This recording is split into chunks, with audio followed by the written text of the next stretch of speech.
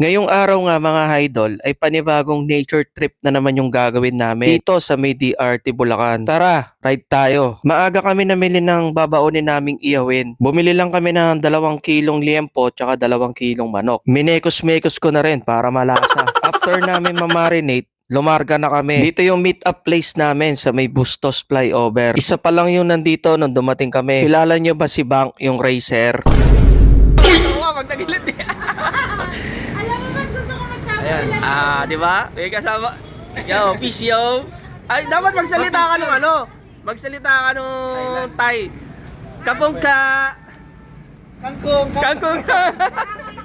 Nang makumpleto na kami, lumarga na kami mga idol. Ito na kami dumaan sa may bypass mga lodi. Wala rin naman kasing traffic eh. Para maiwasan na rin namin yung maraming lubak sa may Bustos. Diretso lang yan hanggang dito sa may San Miguel, Bulacan. Dito sa San Miguel, dito na kami namili ng mga iyawin naming isda. Pati na rin yung mga ibang kailangan pa namin. Nung malapit na kami dito sa may falls, meron lang konting rough road. Pero kaya naman to ng motor mga lodi. Yung iba, pinababa na lang yung mga sakay nila para hindi na rin mahirapan.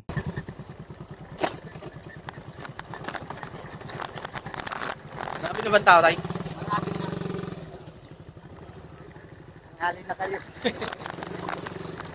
Tinanong ko si tatay kung marami ng tao. Marami na daw kasi tanghali na kami dumating dito. Dito sa entrance, magbabayad na kayo mga lodi. 70 per head. Sa tour guide naman, 300 for 5 person. Dito sa parking, wala naman na kaming binayaran. After namin makapag-park, naglakad na kami papunta dun sa may falls.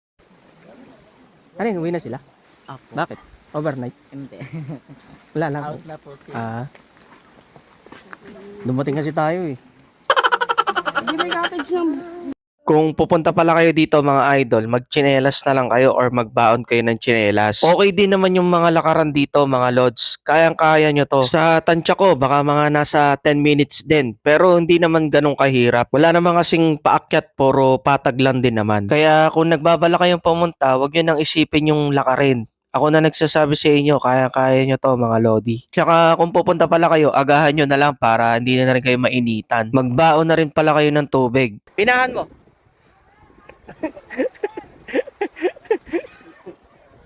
Sila Nor.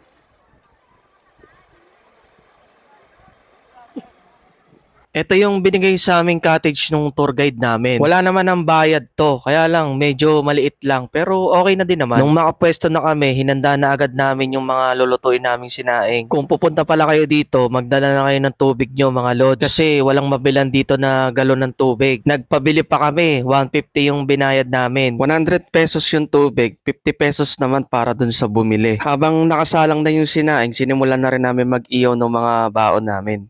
Sarap yung bata.